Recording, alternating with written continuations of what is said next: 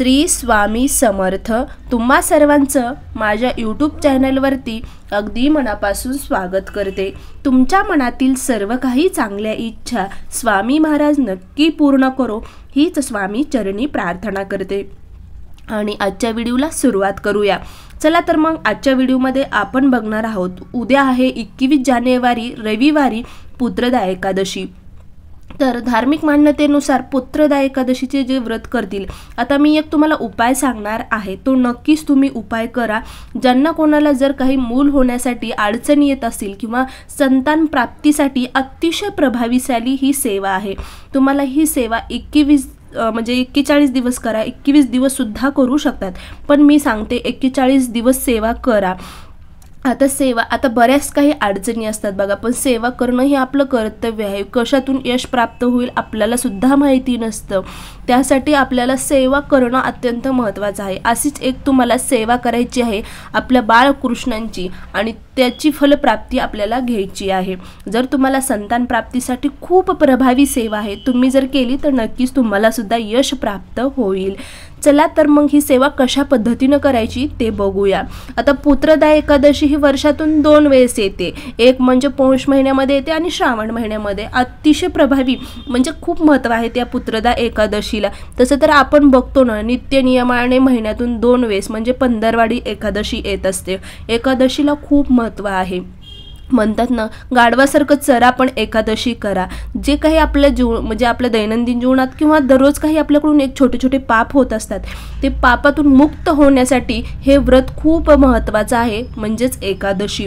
तर आपल्याला दर एकादशीला सुद्धा तुम्ही ही सेवा करू शकतात, पण पुत्रदा एकादशीला विशेष असं महत्त्व असल्यामुळे संतान प्राप्तीसाठी तुम्हाला अतिशय प्रभावी सेवा ही करायची आहे।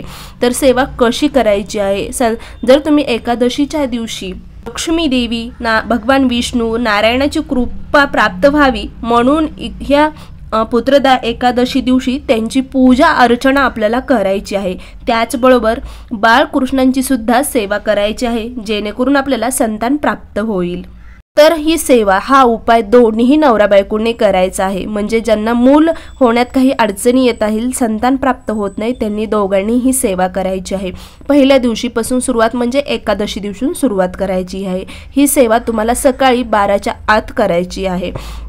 तर सेवा दोघांनी पूजेला बसायचं आहे। बाळकृष्णांची जी मूर्ती आपल्या देवघरामध्ये असते ती एका डिशमध्ये घ्यायची आहे, आणि त्याच्यावरती गळती म्हणजे आता तुम्हाला पण माहिती, आपण रुद्राभिषेक वगैरे करताना जे महादेवाच्या पिंडीवर गळतीचं ते हे ठेवतो, म्हणजे गळतीचं पात्र जे ठेवतो ना ते घ्यायचं आहे, आणि ते पात्र ठेवायचं आहे आणि त्याच्यामध्ये पाणी ओतायचं आहे, आणि खाली बाळकृष्णांचा मूर्ती आपल्याला ठेवायची आहे।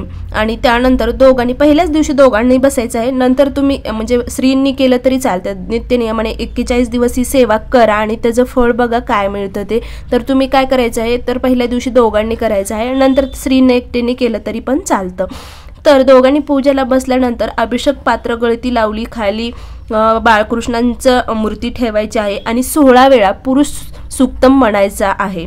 त्यानंतर 1 वेळा स्त्री सुक्तम म्हणायचं आहे। फलश्रुती म्हणत असताना तुम्ही फक्त हात जोडून बसायचं आहे, आणि स्त्री सुक्त म्हणत असताना ते अभिषेक पात्र चालूच ठेवायचं आहे।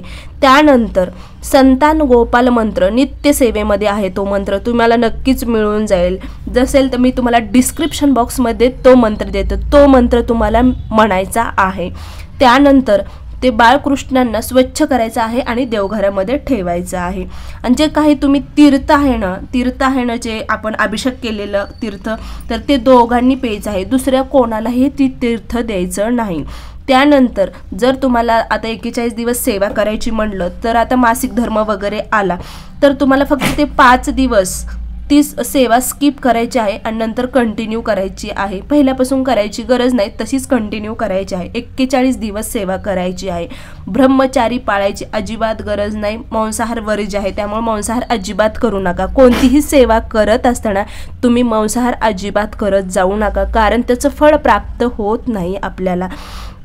त्यासाठी तुम्हाला ही सेवा संध्याकाळी करायची नाही तर सकाळी करायची आहे. अतिशय प्रभावी आहे. हो का, आपण आपलं नशीब आणि आपण असतो, त्यासाठी आपल्याला नशिबाला काहीतरी साथ देण्यासाठी, आपलं नशीब बदलण्यासाठी सुद्धा सेवा, शरण जाणे, देवाचं नामस्मरण करणं हे सुद्धा महत्त्वाचं आहे. त्यामुळे छोटीशी सेवा आहे, तुम्ही नक्की करून बघा, तुम्हाला फरक नक्कीच पडेल.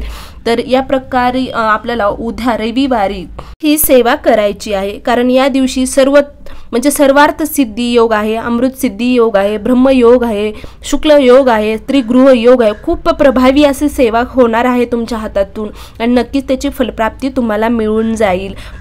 कारण योग पण खूप चांगला आहे. आणि त्याचबरोबर संध्याकाळी दररोज 41 दिवस सेवा करत असताना तुम्ही स्त्रियांनी केली ना, दररोज फक्त पहिल्या दिवशी जोडप्यांनी सेवा करायची आहे, नंतर स्त्रियांनी करायची आहे. आणि तो अभिषेक केलेलं जे पाणी आहे ते दोघांनी नित्यनियमाने प्यायचं आहे 41 दिवस. त्यानंतर संध्याकाळी विष्णू सहस्रनामाचं पाठ करायचं आहे संध्याकाळी. अतिशय सोपी आणि खूप जास्त वेळ न लागणारी सेवा आहे. नक्कीच तुम्हाला संतान प्राप्तीसाठी उपयुक्त ठरणारी ही सेवा आहे. तर तुम्ही नक्कीच ही सेवा करा आणि त्याचा अनुभव नक्की घ्या. अतिशय विशेष असं महत्त्व आहे या पुत्रदा एकादशीला. त्यामुळे तुम्ही ही सेवा करून तर बघा काय फलप्राप्ती होत आहे. तर या प्रकारे आजचा छोटासा व्हिडिओ होता. खरंच व्हिडिओ आवडला असेल तर नक्की लाईक करा, शेअर करा आणि सबस्क्राईब करायला मात्र विसरू नका. श्री स्वामी समर्थ.